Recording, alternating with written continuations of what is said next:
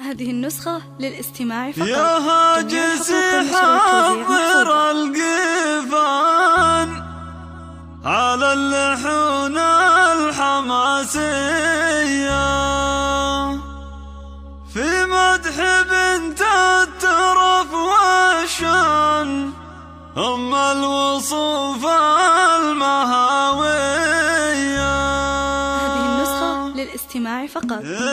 يا هاجس حضر القيفان على اللحون الحماسية في مدح بنت الترف والشان أم الوصوف المهاوية. بنت السلاطين أمرها كان للزين والحسن مارية شيخة على الغيد بالبرهان مثل البدر لا بدا ضيه. أمرها كان الشعر فيها زان برا على الطيب مربية في طيبها تشبه الأمزان ضربة واخلاق وفية. من نسل قوم لهم سلطان رؤوس الشيوخ الكبرية لها مشى عزمهم مهان أهل السطر ساعة الهية. يستاهل المدح براكان شيخ فعول رهوية رمز الكرم مذهل الضيفان راعي الخصال السنافية. له بين ربعه مقام وشان له فزعة دايمة حية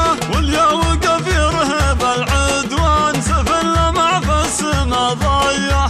ربعه للعز والتيجان الجعفري والاسم حية وعيالهم راكان وريان أهل الفعول الرجولية واختامها المسك والريحان والمدح زانت قوافية. يا هاجس حضر القيفان على اللحون الحماسية في مدح بنت الترف والشان أم الوصوف المهاوية.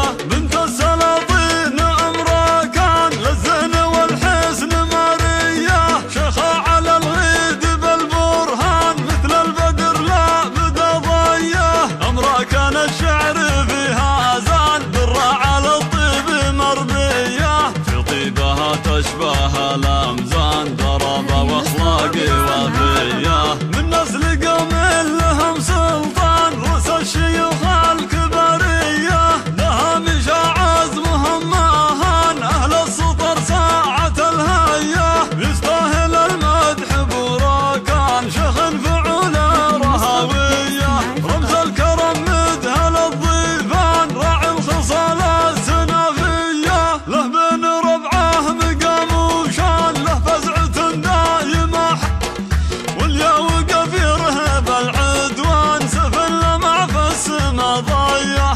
ربعه للعز والتيجان الجعفري والاسم حية وعيالهم راكان وريان أهل الفعول الرجولية واختامها المسك والريحان والمدح زانت قوافية.